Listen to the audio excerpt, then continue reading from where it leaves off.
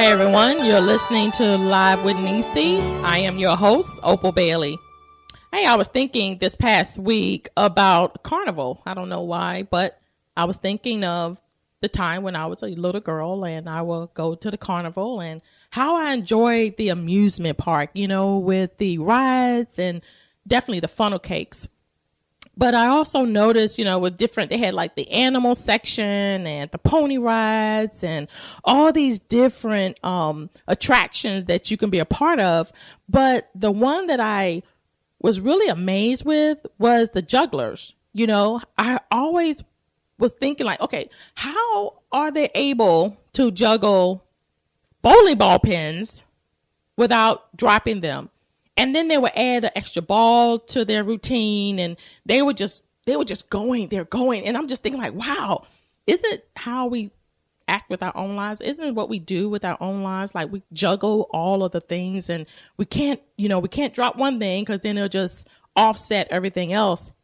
So in the meantime, while I was thinking about the Carnival, I was thinking about how caregivers juggle their life in order to care for those that, their loved ones or other people. So I am dedicating the month of October to all the caregivers that's out there, the doctors, the nurses, the family members, the husband, the mom, the daughters who are taking care of their loved ones. Because during this time, I have had the pleasure of meeting with a lot of people, and even though their circumstances or their situation wasn't always pleasurable, they are caregivers of their mom or dad. And they were sharing with me about, their chronic illness or the things that they're going through.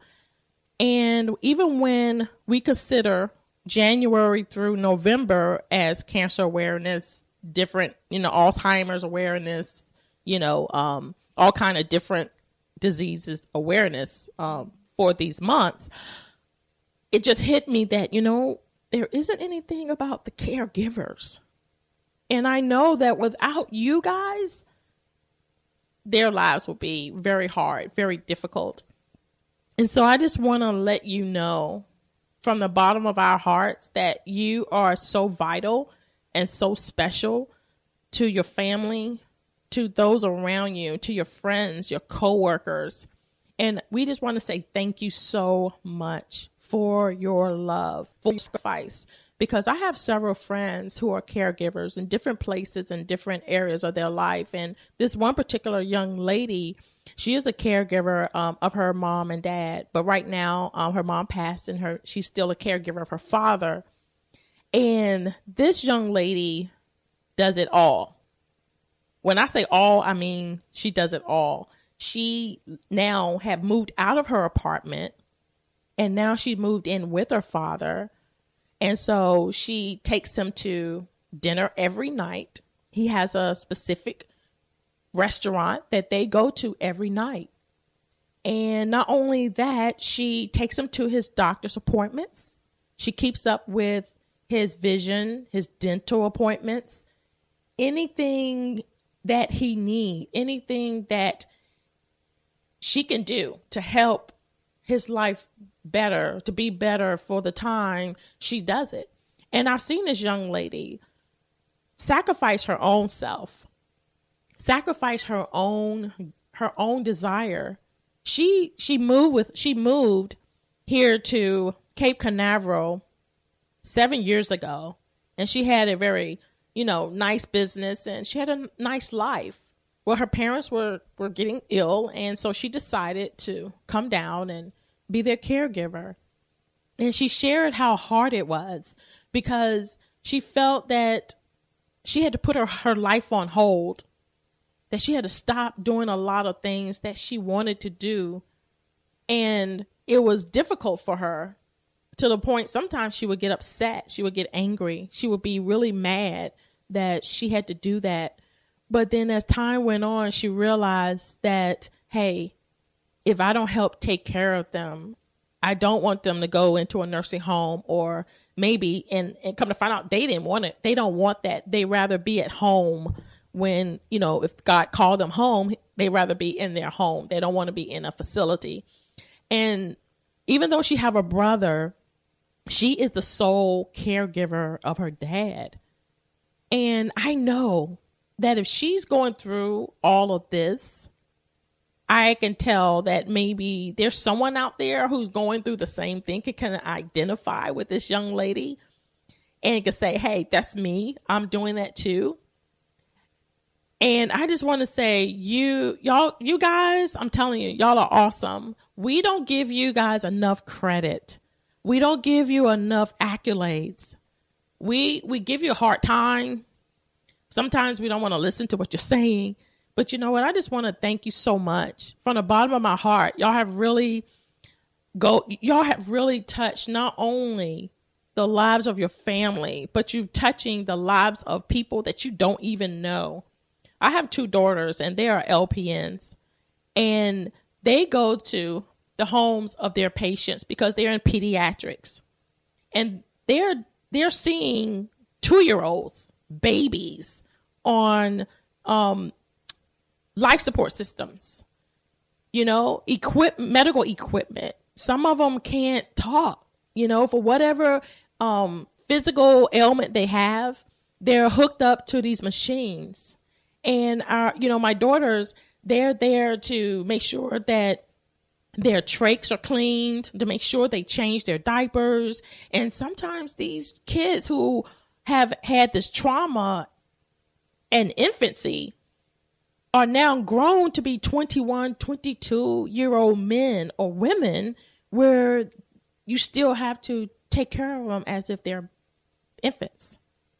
And I look at my daughters when they come home and how tired they are, but they're so energetic, if you can understand what I mean. They're tired, but at the same time, they're energetic because of what they do and how they're giving back and how they're caring for this mother's child, where it allows the mother to do what she need to do, or the husband, or both spouses to do what they need to do. It allows the husband to go to work, or it allows the mother to go to work, or both of them go to work, or one of them can take a nap while the caregiver is at home to relieve them for a little bit, and then they switch off. And this has become such a common thing now, to where it is affecting everything that we do.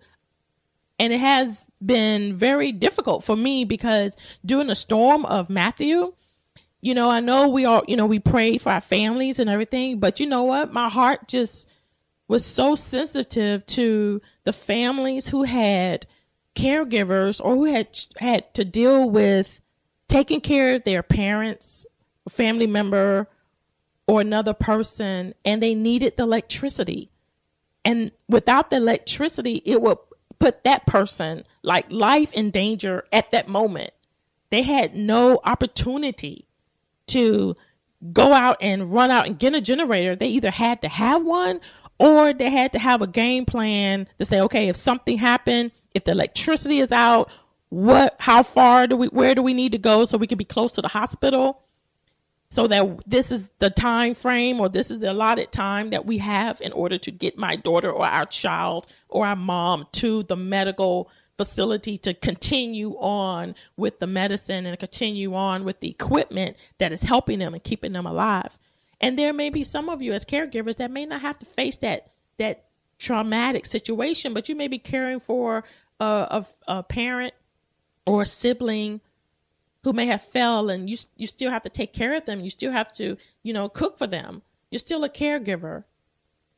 And at the same time, even though you're caring for them, most of us, we forget about taking care of ourselves.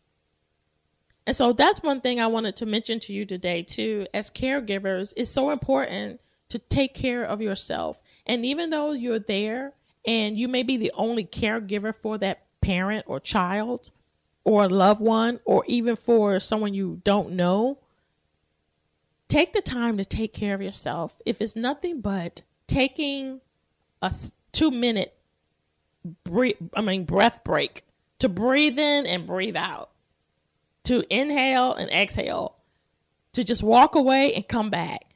And I understand that it's easy said than done, but you have to be able to incorporate some kind of relief time, because if not, you will become stressed. You will become wore out emotionally, physically, spiritually. You'll just be exhausted. And I can remember a time when my daughter had been sick for over, I don't know, so many times over the last year. And this one particular time I drove to Virginia. She had broken out from medication, Bactrim. So she had an allergic reaction to Bactrim, and she had Stevens-Johnson syndrome. And during this time, as her caregiver for that moment, I was exhausted. Not only was I exhausted from the drive, but mentally, because I didn't know what I was going to go into. One, I didn't know how she was going to be looking, because it was very drastic. This outbreak, it really caused her skin to peel and everything. So it was very drastic. And so with that in mind, I had to continue to motivate myself and remind myself that I'm here for her, and that what's going on is because I'm here for her. I can't think of myself. I can't think of how uncomfortable it may be if I have to sleep on the couch or in the chair in her room, which I did. I had to put that aside and say, no, I'm here for her, to make sure that, she's being taken care of, her well-being. So if I'm doing that for just one person for that time frame, I can just imagine how you feel when you're doing that for your loved one or your family member or someone you don't know every single day.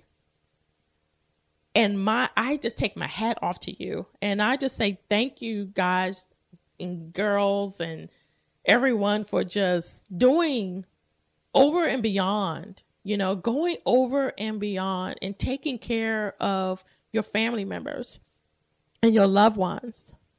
Statistics says that about 70% of adult caregivers have to rely on their family members and friends and neighbors, and that there is 20 to 50% greater likelihood for depressive symptoms for adult caregivers, and that your body can start breaking down and you become sick. And some statistics says that even the caregivers die before for those they are caregiving. So I just want to let you know that take care of yourself as well. You're so vital. You're so vital to your parents. You're so vital to your family. And I was thinking of another example of one of my friends who posted on Facebook about how stressful she was because she's taking care of her mother-in-law. And of course the family is there, but when I read her post, I could just feel the stress. I could just feel her wanting to say, I need just like a screaming as a help to say, I need a break, and having to care for an elderly person, and not only just for her, but for your family, and to continue to go to work. Because this person continued to work. She didn't stop working. She continued to work, continue to take care of her mother-in-law, her family, her husband, meeting everything else, all the other responsibilities, taking her to the doctor's appointments, making sure she gets her hygiene care and food and everything else, cleaning up of her apartment, all these things. I could just feel this young lady scream inside, say, hey, I need a break. Hey, I need some help.